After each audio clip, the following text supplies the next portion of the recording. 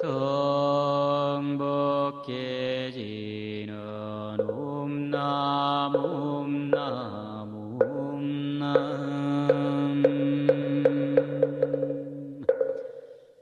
공양시방조사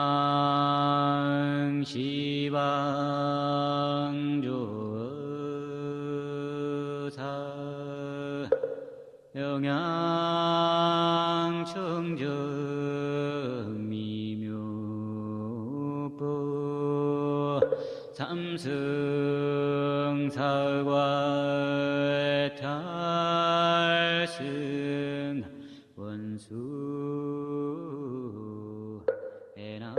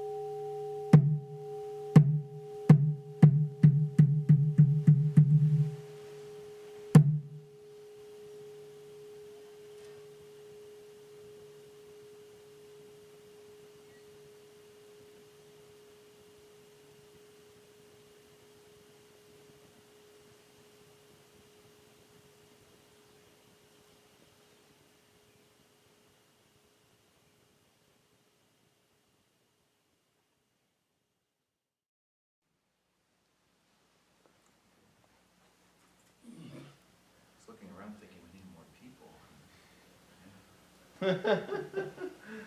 Perfect. Why? Well, not needed, but I keep expecting more. So full. I'll say it's killing off our audience over there. On Zoom, what's up? So good evening, everyone. I was thinking earlier, Venerable Jisha was talking about mindfulness and mentioned this idea of non-judgment and acceptance. And he talked a little bit about the non-judgment piece. So I thought that I would talk a little bit about this idea of acceptance and the idea of letting go and what that means. He mentioned practicing psychology, and I'm a psychologist myself as well, and so often I hear people talking about acceptance, and, oh, I guess I just have to accept it. And what this means for a lot of people is a resignation, and oh well, I guess this is just the way it is, I have to accept it. And it's a defeated attitude. As though acceptance is bearing down on me. And so what they're saying is I've got to just deal with this stuff, but it's not really accepting. It's saying I'd rather it be gone, but I have to have it here, and I don't like it, and I want it to go away. But, oh well, nothing I can do about it. And so that's partially there. I like to think of acceptance more in terms of an active process, where I can acknowledge the things that are out of my control. If there's truly nothing I can do about it, and I can recognize it, now I can step back and I can engage my life. I don't have to say, oh well, this is horrible, I guess I just have to deal with it. And the rain pours down, and I forget that I'm holding an umbrella. I can accept that, I cannot control the weather. But maybe there's something that I can act upon. I'm a little less wet. Doesn't make the rain stop. The rain continues. But now I can travel forward with an active presence in my life, engaging it each moment as it comes. So then I let go of my control of what I think things should be, way that I expected things to be. I was talking with someone last week, and they said, "Oh, can't believe that this weather is so nice today. It was supposed to rain." And I canceled what I was going to do because it was supposed to rain. I said, "Well, was it really supposed to rain?" "Well, that's what they said on the weather." They said it was supposed to rain today. I said, "Oh, that was quite a prediction." And I said, "So they predicted that it would rain, but does that mean that the conditions were correct for rain to fall?" And they sat for a minute. They said, "Oh, I never really thought about it that way. I guess it wasn't supposed to rain." But I thought it was going to. I said, "Oh, very different." Right? So they were able to let go of this idea that, oh, great weather was not correct. It was supposed to rain today. But how often do we do that in our lives? I was recalling years ago, when I first started my graduate studies, one of the fun things that they do in graduate school is they asked all of us that were married to stand up, and I think there were like 5 of us, and they said, "Half of you won't be by the end of this." Yeah, they really did that. And my thought was, won't be me. Won't be me. So a year later, I was at Deer Park Monastery, Thich Nhat Hanh's retreat, and he was speaking about letting go. And he was giving a lot of examples, one of which was when marriages weren't so good anymore, and the need to let go. And I said, "Oh, he's not talking to me. That's not me. That's for other people here. It's not." 3 months later, my wife tells me, "I'm not in love with you anymore. I want to leave." That's a hard thing to let go. And all of a sudden, they were all talking to me, and I just didn't know it yet. I didn't know it. And so all this flood of ideas about what my life was supposed to look like, where my marriage was supposed to be, the things that were going to occur along this path that I worked so hard to set up, no longer existed the way that I thought they would. And it's easy to let go of little things, right? Oh yeah, it was supposed to rain, but it's not. I can let go of that pretty easily. That's a nice one. I can let go of rain and enjoy the sunshine. But when big storms come, those are very hard. Those are very hard. And yet life continues. And at one point during this process, I remember sitting down in meditation and watching my mind go. And I recognized a lot of cynicism. I recognized a lot of anger eating at me. And I had to ask myself, what direction do you want to go with your life? Do you want to hang on to this forever and let it eat at you? Or do you want to move forward in a way that's going to continue in the direction that you want to go and how you want to interact with other people, given the conditions? It wasn't going to change it. But how can I change my outlook and my engagement from day to day to day? And it helped a lot. Didn't make pain go away. Didn't make my situation change immediately. But it allowed me flexibility. And that flexibility created many, many wonderful opportunities that I had no idea were going to exist in my life. Venerable Wanji Dharma told me a story, and he said, and he was told, if you want something, you'll get something. It may not be what you want, but you get something. If you want nothing, you get everything. And I think about that often, and I've used it talking with clients too. And when they're so hard and fast on an idea of what they want in their life, that they can't let go, they can't loosen their hand a little bit to allow the freedom to grab the things that are right in front of them day to day. And it's very powerful. So I'm curious, you know, if there's any questions or comments that you all have in terms of this idea of letting go and how to engage that in your own lives.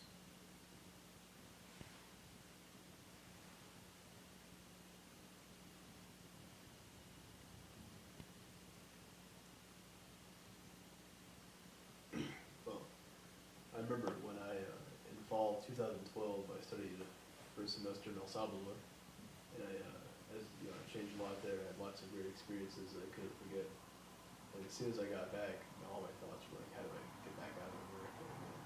Like half, like 7 months for that's when I met this guy. And yeah, it took me a long time for like on and off for 7 months. Everything I would see was like, instead of seeing Kansas City, I was always seeing this is not El Salvador. This is not as good as that experience I had there with that family, yada yada. Yeah, it took a while. And then eventually I realized all the things that I liked about what I was doing there, I was already doing in Kansas City too. I just wasn't admitting to myself I was doing it. Still was fine. There was never any problem. So you carried El Salvador on your back. And then after I let that go, I like El Salvador even better now. So. And I chose to stay in Kansas City. Yeah, very interesting. Sometimes letting go of holding on to something so tightly actually makes more appreciation. It allows more freedom to love it even more because it's not a grasping kind of love or appreciation. Yeah, but you let it be what it already is. You're not trying to make it your thing. In interviews, Sunyananda talked about a story, and I had to smile while you were talking about it because I knew I was going to talk on letting go. And it's this old story about these two monks who were traveling in very rainy weather, and they come up on this bridge that's broken, and there was a young woman who wanted to cross, but didn't want to get anything wet. So the senior monk picks her up and he carries her across so she doesn't get wet, and sets her down, and the two monks continue on their way. And the second monk, mind starts going, how can he do this? We're not allowed to touch women, and he carried her across, and that's impossible. He broke his precepts. This is bad action. And this goes on for a long time as they walk, and he just eats at him, and finally blurts out, how could you pick that woman up and carry her across when we aren't even supposed to touch women at all? And the senior monk looks at him and he says, I set her down on the other side of the bank. Why do you still continue to carry her with you? And so, here this monk was holding on to something and not letting go, and it was causing a lot of anguish, a lot of question, and a lot of missing his own life as they traveled to this destination. So being able to open up and allow things to not hold us so tightly allows us to engage our lives a little more fully. Now I find myself sitting here letting go of the fact that I was going to tell that story tomorrow. All these great things to say about letting go and judgment. Yeah. So. I'm glad I could be Thank you of for service. that. Thank you for the teaching. So I missed the whole teaching while I was thinking issue about like, oh wait a minute, I was going to tell that story, but wait, I'm missing the story. So. You can tell the story never gets old. Yeah, I love that story. Yeah. Well, I think it's a very good one because how often, I mean, we hear colloquialisms, you've got a monkey on your back, right? How many of you have actually heard that saying? Get that monkey off of your back, right? And it symbolizes us carrying around this thing, and it starts to weigh us down, and we start to maneuver ourselves around to accommodate this idea or this problem that we see. And if we can loosen, then we can start to move a little more freely. So I was actually thinking maybe of trying just a brief exercise. I mean, the Dharma talks earlier, and this is supposed to be experiential / talk. And this is just a very brief thing that I sometimes actually do with clients as well, to kind of look at this idea of accepting things and letting go of them. So if you want to find yourself in just a little bit of a comfortable position, first thing I want you to do is just to start to focus on your breathing. And just notice the air coming in and out of your body, through your nose, your mouth. Not trying to control your breathing, just letting it naturally occur. Breathing in and breathing out. Just allow yourself to breathe for a moment, enjoying the natural process of breath.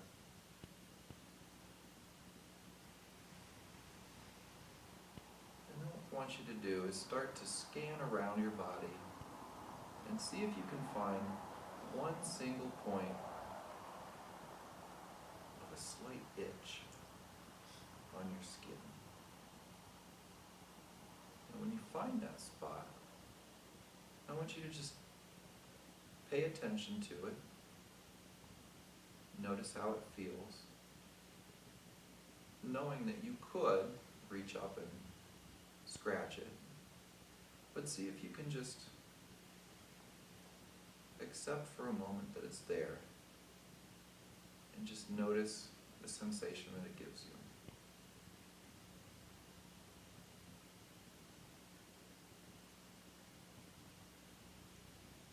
After a moment, see if you can expand your awareness around that spot to other parts of your body.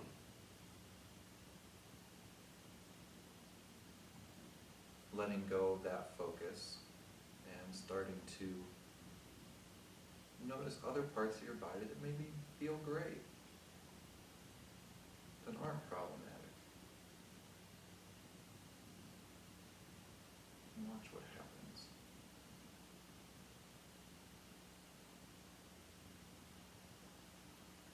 And then lastly, go back to your breathing, using that to anchor yourself back in this time and space. And feel free to open your eyes.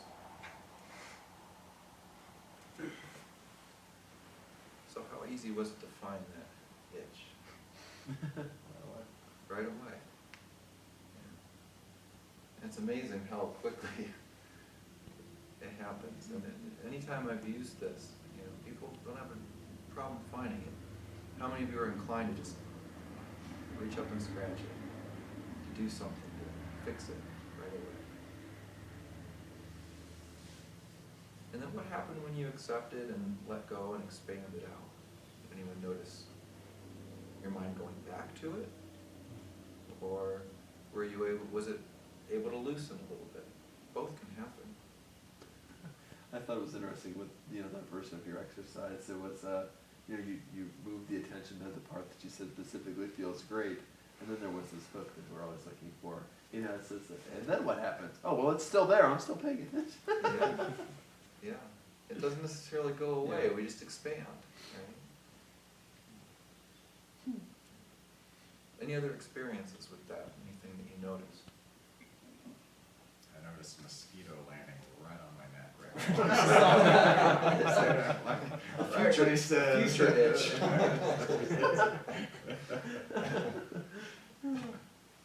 What kind of happened here? How did you do that? Magic style. All right, let's see how you handle this question.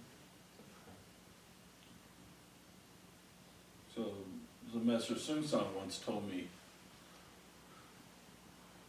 you have no choice, everything already determined. And until you realize you have no choice, only then do you get a choice. Why don't you talk about that? Okay, so did everyone hear what he said? Okay. I'll So, repeat it just in case it didn't get picked up. so, as the Master Sun San said, you have no choice. Everything already determined. Only when you understand this do you have choice. Correct? Close. Close. Yeah, you paraphrased a little. Paraphrase a little. So he said, you have no choice. You think you have a choice, but you have no choice. Until you realize that you have no choice. Till this becomes your attainment. Only then do you get a choice.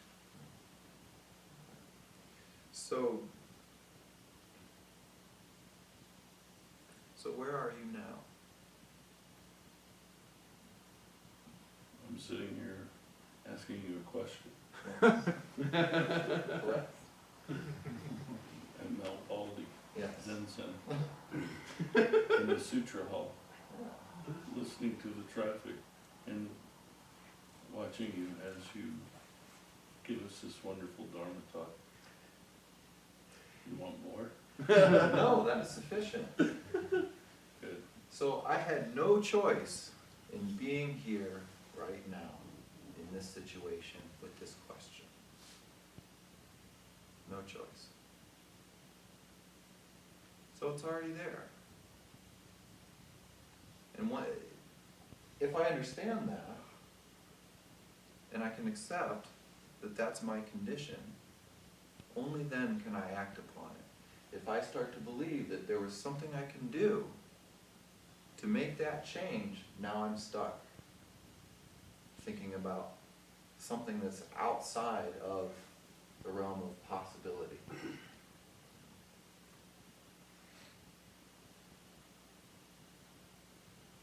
I've asked people something similar in session too, and oftentimes they say, well, yes, I have a choice. I can get up and leave.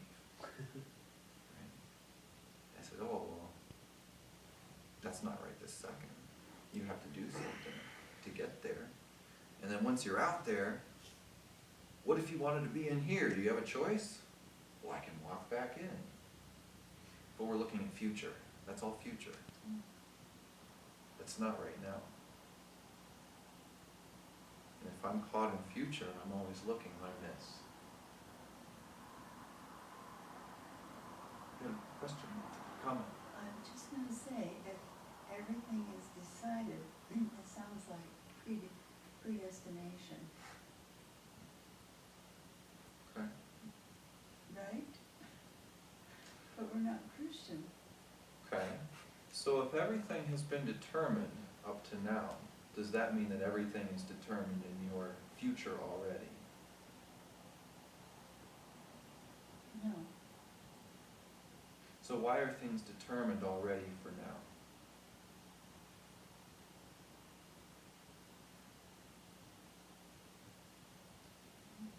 Okay. So if I take this stick and I hit it, it makes a sound. So it was determined by my action, cause, effect. So it's determined by all the conditions that led you here. So for this to occur, I had to travel from Cleveland, Ohio to Mount Baldy Zen Center. I had to be sitting here in this chair giving a Dharma talk with my teacher, Venerable Wanji Dharma, sitting there and asking the question. So because of all those conditions, that determined everything. So it was already determined by past causes and conditions. Mm-hmm. When I accept that, only then can I engage, and that will create new conditions that will be determined based on this. Does that make sense? What happens if you don't accept it? Does it change? No. Yeah, so I create a lot of misery for myself. Oh, why did he ask me this question in front of all these people? Well, maybe I can get out of it. Maybe I can ask him back. Maybe I can challenge him and see how, yeah, right? And so then, we all know that won't work with this guy.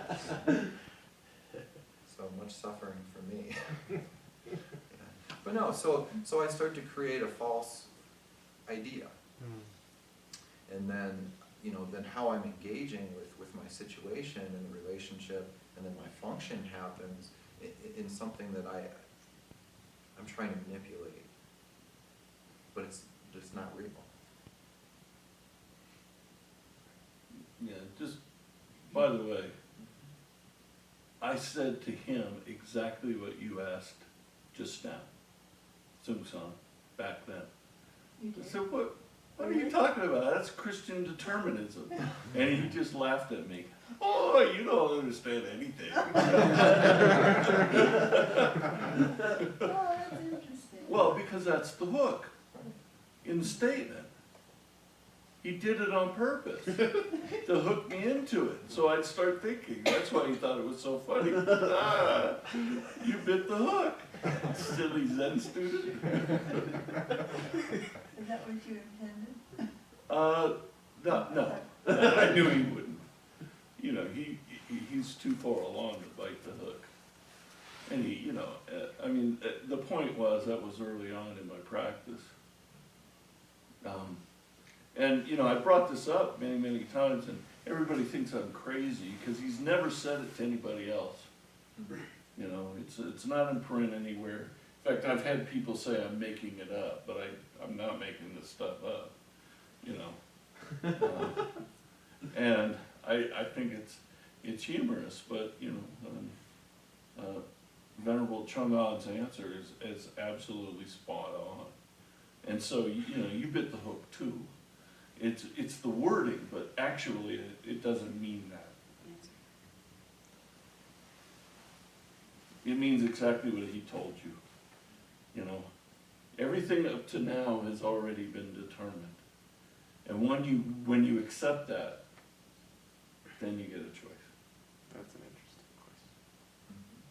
So it's the trick, the answer is within the question. Yeah. So it's a Chongan. Always. But can I ask you what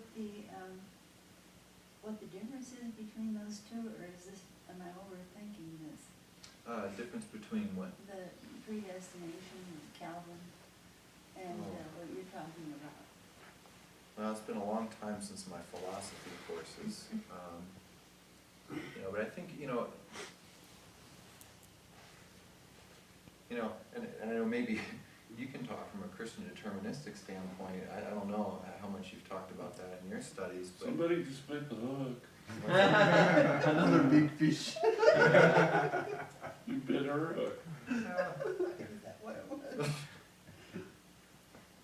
There is no there is no comparison. It's a trick, okay? If you want to understand Calvinism, then go ask Calvin. yes. I was very good one. Yeah. Oh, You were. Yeah. He tells you need to accept what he has said in order to continue on. What you do by asking the question, is this determinism, is not accept the first part, so you get stuck. That's the hook. Yeah, because, again, in Calvinism, it's saying that, it's all written down in the big book. And that's not true. It's already, the die has already been cast, but you can pick them up and cast them again. That's what it says, if that makes sense. Oh, I didn't know that. Yeah, when we realize that, they don't have to just sit there and, oh my God, I never got the 7, or I got snake eyes. Ugh. I'm cursed for all time. you know, no. Just pick them up and throw them again. I don't know that I've ever read Calvinism, Pardon? now that you explain that. I used to think that way when I was younger. Anyway, I'm sorry. It's fine. I don't need complete control, I can let go. It's already been determined. Yeah, you have no choice. This has had no choice.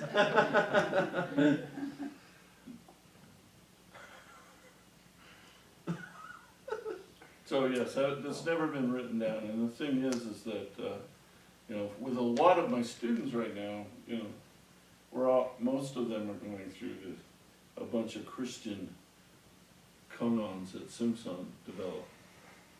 And they're all geared to, you know, Catholic theology, basically. So we could do that with anybody. You just find out what interests somebody, you know, and you can hook them in. And this is what cult leaders do, by the way. You know, they have enough fortitude and awareness that they use people's own beliefs to manipulate them. They're clear as hell. I mean, don't be mistaken, Jim Jones, David Koresh knew what they were doing. They were doing it because they actually, so, you know, great Zen master Dahui said, you know, if you attain the great enlightenment, immediately seek out a keen-eyed teacher. Otherwise, 10 times out of 10, you will become a demon.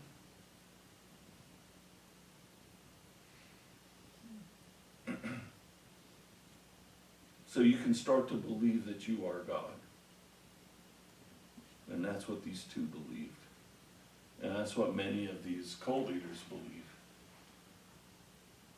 So you need somebody to take their stick and, you know, find your head for you. 30 times. But, you know, he's saying that leads me to think of something that I've been reading lately, which has to do with Lin Chi, and of course, you know, both of our traditions come from Lin Chi. And, you know, much of what I'm reading at the time, you know, there was a lot going on where people were grabbing a hold and hanging on to all these words and teachings and gripping them so tightly that it was kind of losing the truth. And what was written was very interesting. They said Lin Chi's teaching, you know, sometimes we think of taking medicine to help us get better, you know, vitamins or, you know, penicillin or things like that. But there becomes a point where if we take too much, then it actually causes harm too. Sometimes we need to let go, sometimes we need to empty. So they compared Lin Chi's teachings to a laxative instead. And this idea of clearing out, you know, all the extra stuff that we have. So rather than place more and more and more in and cram in and hold on and retain, there's a letting go and a evacuating of all the things that we have. So, you know, if we feel too much, you know, feel too much ego, feel too much whatever, then we start to make many mistakes, and it causes, you know, harm to a lot of people sometimes. You know, so we need that piece of the teaching that allows us to drop it, to let it go, to put it down, okay, Sun used to say. So I think a very important lesson is this idea of being able to let go, and, you know, hooks come along and we don't bite them, and eventually we have to say, oh, that's a hook. Can I pull that out and not go after that bait anymore? So.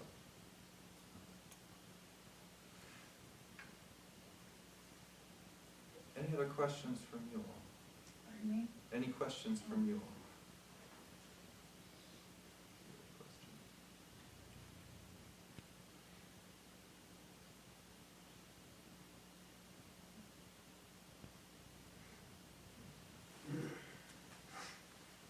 Go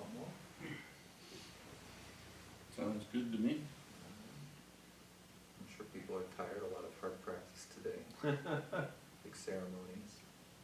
So thank you all for listening to me and for your interaction. Appreciate you for your teaching.